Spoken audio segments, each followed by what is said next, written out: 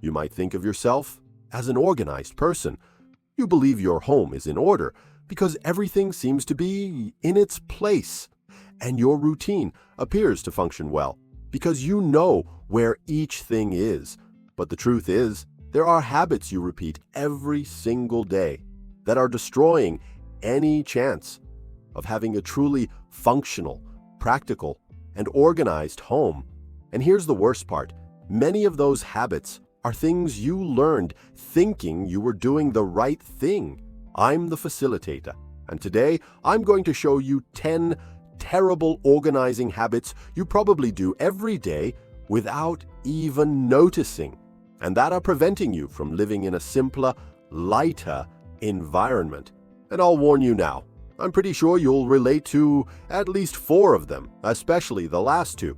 Let me know in the comments afterward. And no lying.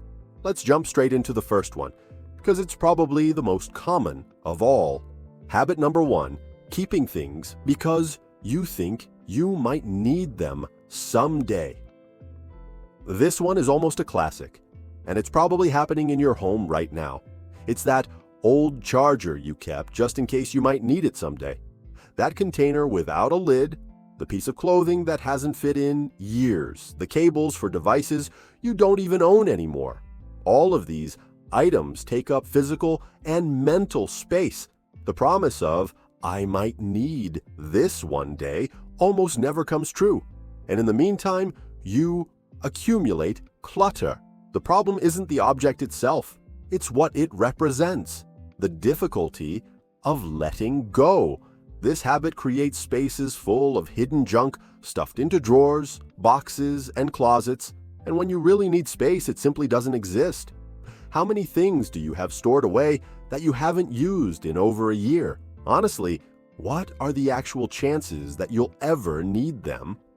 Habit number 2, storing everything inside boxes and calling it organization. This is a modern-day trap. You buy dozens of pretty transparent boxes, stack everything neatly inside them, and think, now it's organized. But it's not. You've just moved the mess from one place to another. Putting things in boxes isn't organizing. It's hiding. It's postponing decisions you didn't want to make. Real organization starts with what enters your home, not with how much you can hide away. That's why so many people have organized closets that are still chaotic inside. The real question here is, do all the things inside those boxes truly need to be there? Or are you just delaying the moment you decide what should leave? Habit number 3, reorganizing without decluttering. This is another dangerous trap. You take everything out, clean, fold things differently, move items to new shelves, and you feel like everything is fixed. But the truth is, you've only repositioned the excess. There's no point in reorganizing things that shouldn't be there in the first place. If you need to reorganize the same drawer every 2 months, maybe the problem isn't the mess, it's the ridiculous amount of stuff inside it. Organizing without letting go is like spraying perfume without taking a shower. It masks the problem, but doesn't solve anything. And here's a question that might bother you. Are you reorganizing because you want a more functional space? Or because you're trying to avoid the hard part, letting go of what no longer serves you? Habit number 4, creating allowed mess zones. Everyone has that little spot where they leave their keys, the grocery receipt, the mail, glasses, chargers, and in 2 days, it turns into a small disaster. In my house, it used to be a kitchen drawer, and the worst part is that you normalize it. Oh, that spot is just like that, you tell yourself. That spot is a reflection of the lack of a system. Mess zones may seem small, but they work like a virus. They start in one place and spread throughout the house.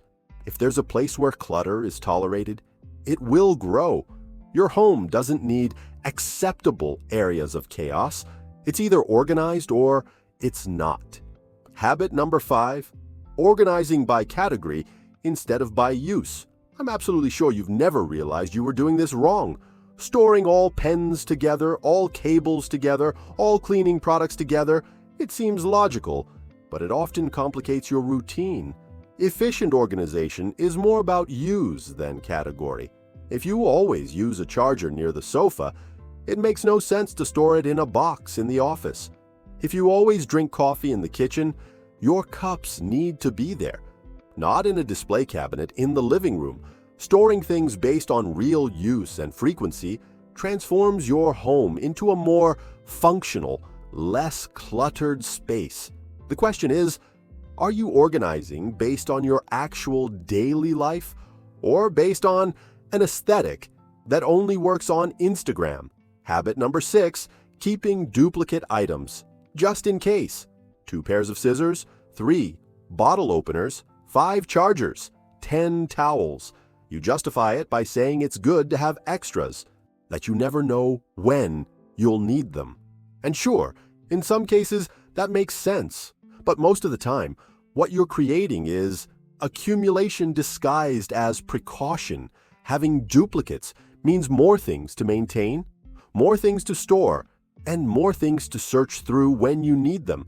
It consumes time and space, and ironically, the more duplicates you have, the messier everything becomes. Do you really need all of that? Or are you stockpiling just in case because you don't trust your own organization?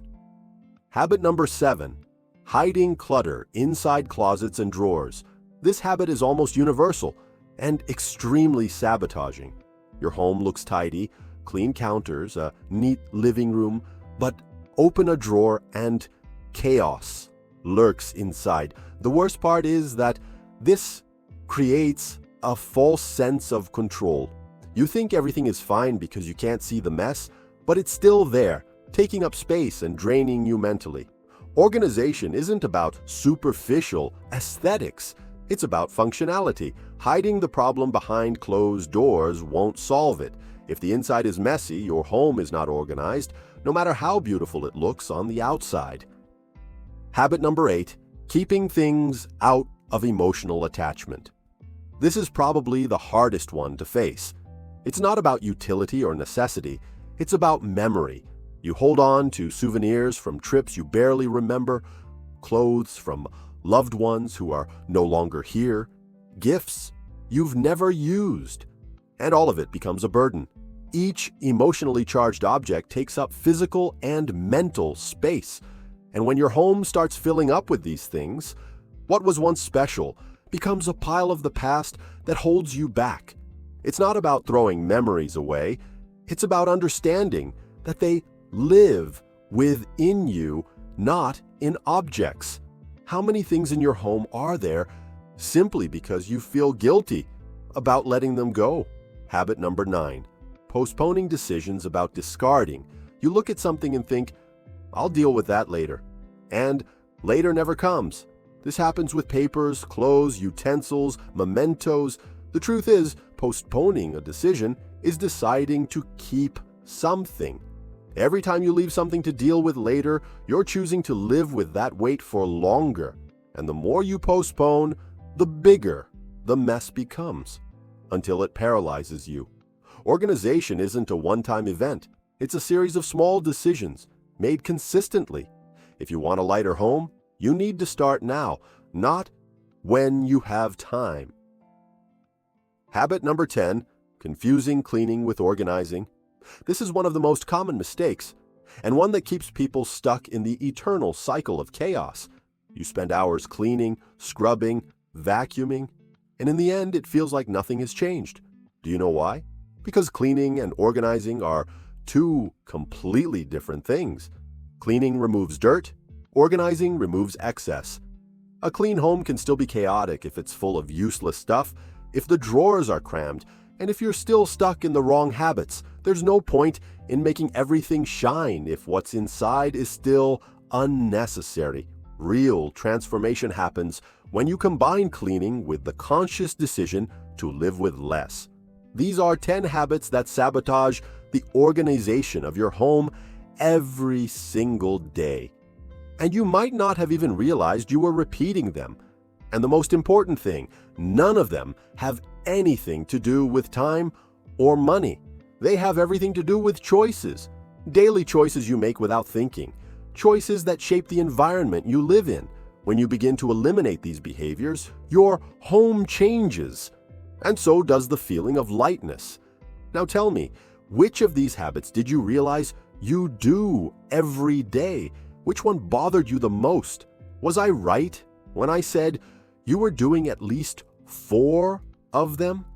And that starts with simple decisions, repeated every day, the same decisions that can transform chaos into peace.